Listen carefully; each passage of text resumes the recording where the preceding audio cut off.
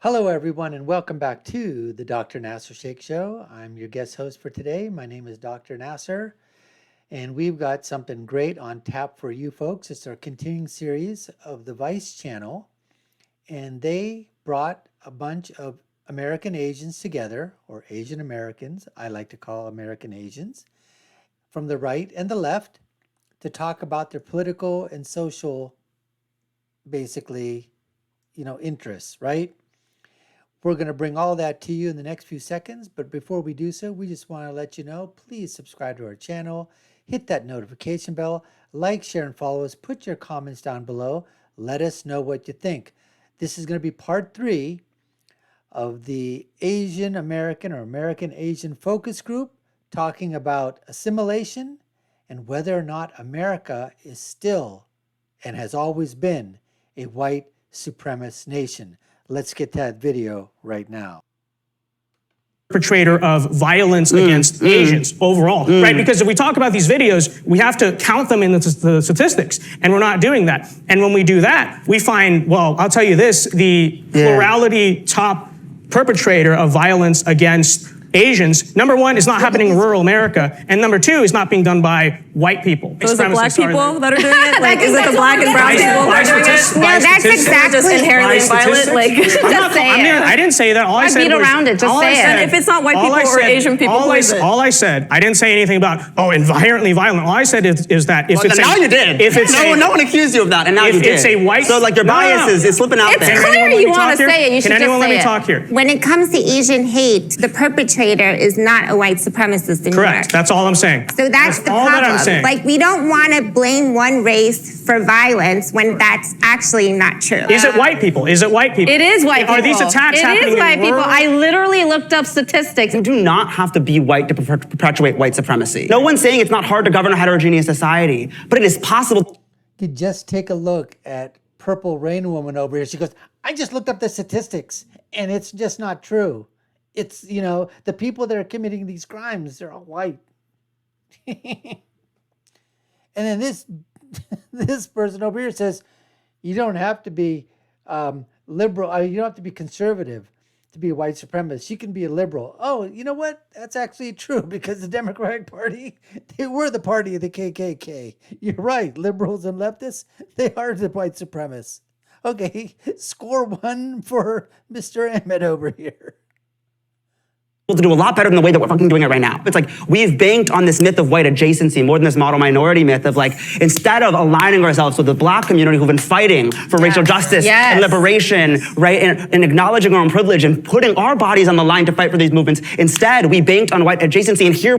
You're putting your bodies on the line for the movement? What bodies on the line are you putting on the movement? Putting bodies on the line mean that you're probably, that, there's a possibility, a great possibility, that, you may be killed when you're putting your bodies on the line. I mean, what are you talking about? Unbelievable. Here we are, still being pushed. Yes. First of all, what exactly is white adjacency? Is it working hard, having families? No. I don't understand what the issue is. But then number two, let me finish my point. I think it is gaslighting when, again, the majority of violent attacks against Asians are not being perpetrated by white people to blame white supremacy. White supremacy as a construct is this idea, like, that the norm of American is whiteness. Yes. That whiteness is the default. Standard. That whiteness is the standard that we all ought to aspire to. And we It's not just talking about KKK. Yeah. It's not talking about lynchings. It's about a mentality that we have absorbed. I'm gonna interrupt for a second. Yuling. No, the mentality, these people are just absolutely playing the victim card. Is that what basically says? Everybody says that the normalcy is white? The normalcy is white? You know what? I'd like to know. If I take a look at that Purple Rain Woman, she looks white to me, and so does the other, the girl there to the left of her. She looks white to me. Joyce looks white to me. I mean, you take a look at their skin color; they're white. Where are they brown? Where are they black? I don't see it. Do you see it? Features, okay, you can say Asian features, but the color of their skin is white. What's going through your head right now? Model minority myth, if I'm not wrong, I actually think... There. Don't you see white there? I see white. I see absolute. This is white skin. What's the? I don't understand. So is she a white supremacist, but she's of Asian ethnicity? Think that Asian Americans did create that first and foremost to push the notion that we are dangerous away. First to say that no, we belong here because I promise you we will not cause harm to you. And that has trickled down now into becoming almost a curse. Historically was used first to be we're... It's a freaking curse. It's a curse to say that families stay together. It's a curse to say that Asian students do better in school. They're accepted into higher places of education in terms of college and university. It's a curse to say that they make a tremendous amount of money. It's a curse to say that they are in positions of power in finance, in tech, in medicine, in law. This is a curse now to that the model minorities, and it's a curse now, and it was basically done to push away that don't be scared of us. This is again. Where do they get these ideas from? All I can think of, this is what the colleges and universities, these leftist institutions of socialism and Marxism and all other kinds of crap have been crammed down these throats of these, Americans who are just of different, ethnic backgrounds. And again, just that you're a victim. It's unbelievable. Look over here. To me, it's not a brown face. It's not a black face. To me, that looks like a white face. We're not dangerous. We're American. We are American. But later on, it has moved into this sort of weaponized term / almost idea concept where we get to say oh, because we are model minority, we're not dangerous and we're not this. And I think about this a lot with class, a lot of Asian women who are sex workers. Who are we actually taking into account when we think about model minority? And I think that term really applies to a very specific amount, or that idea of what that looks like is very specific. Because when I think of the Asian Americans that I know, I don't think that they're worried about whether or not they look like model minority. I think they're just trying to survive.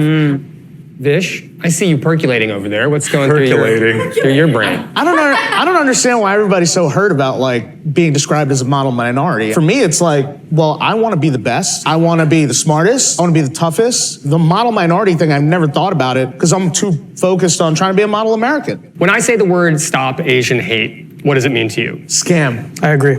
Why? I see it as the same way as the BLM organization. It's just a cudgel meant to divide Americans on racialized language and racialized ideas that are not really congruent with reality. The Stop Asian Hate movement, makes a big fuss about white supremacy. So I find that to be a scam in a similar way that BLM makes a boogeyman out of cops and white people and white supremacy and all that. It's all the same language and all the same sort of ideas that are being used to divide Americans. And look at the way this girl is looking at Vince. Oh, daggers are... it's just unfreaking believable here. And her too. So you've got Joyce, you've got Vince, these are the conservatives, it looks like, it seems on most of the issues or whatever. Anyways, let's continue. And basically put Asians in fear of something that I personally do not think exists. Who agrees with Vish? No, I don't. Raise your hands up high, let's hear it. Why? I agree with everything he says because they're basically weaponizing it and making us victims, but we're not victims. We have friends that are of different races. If you start to use the word hate will continue. Hate is a very strong word. So even when it's stop Asian hate, you're still wait, it has Asian hate in here and we should not even consider it as a serious divisive. thing? Well, it's referring to murders, people getting attacked in broad daylight, elders getting bashed in the head. I fear for my mother-in-law going on walks. I ask her to make sure she's not walking around when it's getting dark. So it's very real. Getting murdered for being Asian is as hateful as it gets, is it not? Why are we afraid to just say out loud, let's stop Asian hate? It is happening in astronomical numbers. Studies have shown the increase. And where did it come from? Right after the COVID blast of people saying, oh, it's the Chinese virus. There was a direct correlation to that Asian hate. It didn't come out of thin air. So it really minimizes our experiences when you say it doesn't exist. Here's a radical idea. Okay, you guys ready? No, I'm not. So there's a lot of violence happening. A lot of it's against Asian people. A lot of it is happening in cities. Crazy idea, I know. Then maybe it's not a good idea to let criminals out of jail. Maybe it's not a good idea to defund the police, neuter the police ability to have any degree of law and order in our streets. And maybe you wouldn't have so much violence happening against so many different types of vulnerable people. I mean, this is just the truth of the situation. You know, we can talk about this correlation with COVID. Maybe that's true to an extent. It's also true that maybe that's true to an extent. What do you mean? Because it's also true that it's been climbing over the past year or two, whatever. That's also around the same time that we had all of these, you know, anti-police movements. A lot of But it's also around the same time that Donald Trump was calling it the China virus, right? Well, he's not calling it anymore, and it looks like this stuff is still happening. Problem with saying stop Asian hate and just saying stigma, whatever, is that it misses the real core of the problem. The real core of the problem is that there is lawlessness and mass violence and mass crime happening in cities. I think that the Stop Asian Hate movement comes from woke left-wing social movement to kind of make it into this argument of like minorities being persecuted, when I don't think that's the core of the problem. I think the core of the problem is like, it's just dangerous in our cities. Originally, when you asked what Stop Asian Hate means to you, the first word that popped in my mind was ignorance. It goes beyond more than the way that people were just like acting out and attacking people. Some people were avoiding other people. Some people were like, oh no, you can't go over to that house because they're Asian, they're Japanese, they're Chinese. So that also is a version of hate. So like before we go too far into like the specifics of like crime, there was even just, you know, social injustices. And that is one of the things that I think that people might overlook. You learn? In regards to just the term Stop Asian Hate, the reason why I feel like it falls short is not because of the sentiment. I think that there is definitely prejudice and absolutely like hate against Asians in this country. But I think sometimes that we view that violence very like specific, like I'm gonna beat you up because you're Asian, and like that is the violence. And I think sometimes like on a larger scale, that violence also shows up in ways in which like housing, education, healthcare, a lot of that. And so now let's move on to the main event, because a lot of what's behind the disagreements that we're having today seems to be related to politics. How many of you here would say that? All right, so let's end it there. I mean, I think that gives you a great idea. And the thing that I love about this the most is that in terms of, you know, taking a look at the various people that are here that they got, I think they got a very nice group of people that seems that they were on, you know, definitely they're more liberal, leftist, and they've got some conservatives and some moderate inside there probably. And the views that we're getting from these people actually show you how their lives have been shaped. And I bet you can correlate what institutions where they grew up at, you know, shaped that, because that's going to shape your experiences. In terms of that, like, you know, Purple Rain Lady, obviously, the person, you know, next to her on you know, on her right or whatever. I mean, all of these people here, you know, giving their opinions on assimilation, on white supremacy, and you just take a look and you say, you know what, in every demographic, every ethnicity, I think you're going to see that. It's just human nature. You're going to see within certain population groups or ethnic groups, just the fact of the matter, the victim card. They're going to play it each and every single time. And they're going to blame somebody else. And who are they going to blame? They're going to blame white society. They're going to blame white privilege. And that's exactly what you see happening over here. So this was part 3 of the debate.